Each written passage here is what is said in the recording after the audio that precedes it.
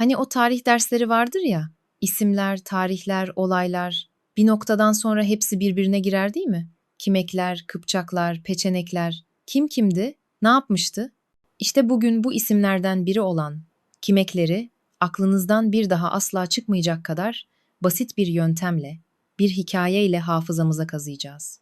Dürüst olalım. Kimekler ismi tek başına pek bir şey ifade etmiyor. Zihninizde bir yere oturtması zor. Çünkü kuru bilgiyi, böyle tek başına duran isimleri ezberlemek gerçekten de en zor şeydir. Peki ya size desem ki bu ismi ve bu halkla ilgili en önemli bilgileri size bir hikayenin içine gizleyerek anlatacağım. O zaman işler değişir değil mi? İşte tam da bunu yapacağız. Hikaye anlatımının o muazzam gücünü kullanacağız. Sadece birkaç dakikanıza ayırın ve bakın Kimekler hakkındaki temel bilgiler nasıl da kalıcı şekilde zihninize yerleşecek. Hazırsanız bu küçük tarihi maceramız başlasın. Her şey çok eski bir Türk diyarında bir Hakan ve onun ailesiyle başlıyor. Gözünüzde şöyle bir canlandırın. Geniş bozkırlar, otağlar, karşımızda bir Hakan, yani hükümdar ve ailesi var. Ama bu pek de sıradan bir aile sayılmaz. Çünkü tam 11 tane oğulları var. Evet, yanlış duymadınız. 11. Bu sayı hikayemizin en önemli kilitlerinden biri olacak. O yüzden bu bilgiyi aklınızın bir köşesine şimdiden yazın. Hakan, bilge bir hükümdar. Ne yapıyor? Kocaman topraklarını 11 parçaya ayırıyor ve her bir oğlunu bu bölgelerden birini yönetmesi için görevlendiriyor.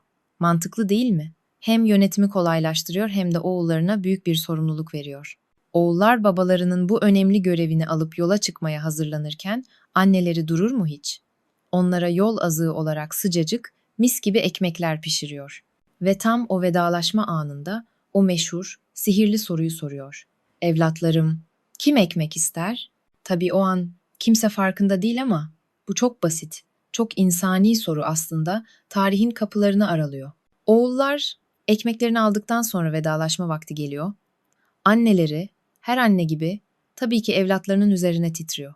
Onları kötü gözlerden, nazardan korumak için içinden geldiği gibi bir tekerleme mırıldanıyor ve annelerinin dudaklarından o içten sevimli dua dökülüveriyor. Tuttum. Maşallah. Kulağa ne kadar tatlı geliyor değil mi? Sanki bir çocuk tekerlemesi gibi. Ama inanın bana bu masum sözlerin içinde de koskoca bir tarih gizli. Evet, hikayemiz bu kadardı. Ama asıl eğlenceli kısım şimdi başlıyor. Bu basit aile öyküsünün içine gizlediğimiz tarihi gerçekleri gelin şimdi hep birlikte tek tek ortaya çıkaralım. Yani bir Hakan, 11 oğul, kim ekmek ister diye soran bir anne ve tuttum maşallah diyen bir dua. Bütün bunlar bize kimekler hakkında ne anlatabilir ki? Aslında her şeyi, her bir detayı anlatıyor. İşte ilk ve en büyük ipucumuz geldi. Annenin sorduğu o basit soru. Kim ekmek ister? Kulağınızda nasıl çınlıyor? Kim ekler? Gördünüz mü?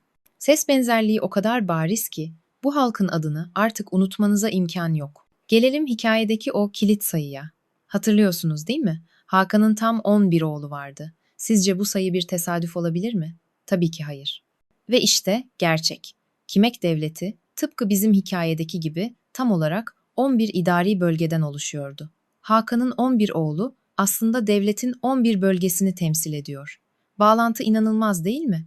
Sıradaki ipucumuz annenin o sevimli duasında saklı. Tuttum maşallah derken ne diyordu? Tutu, tuttum. Bu ses size bir şey fısıldıyor mu? Evet, tutuk.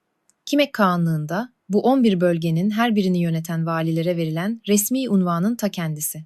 Böylece annenin o basit duası sayesinde valilerin unvanını da öğrenmiş olduk. Neredeyse bütün yapboz tamamlandı. Bölgelere ayrıldıklarını biliyoruz. Bu bölgeleri yöneten valilere tutuk dendiğini öğrendik. Ama bir soru daha var. Bu tutuklar kimlerdi? Hikayemizdeki son parça işte bu sorunun cevabını veriyor. Bu nokta çok önemli. Tutuklar, yani valiler, halktan herhangi biri olamazdı. Mutlaka ve mutlaka Hakan soyuna mensup olmak zorundaydılar. Peki bizim hikayede ne olmuştu? Baba, yani Hakan kendi öz oğullarını bölgelerin başına getirmişti. İşte bağlantı tam da burada. Gelin şöyle bir toparlayalım.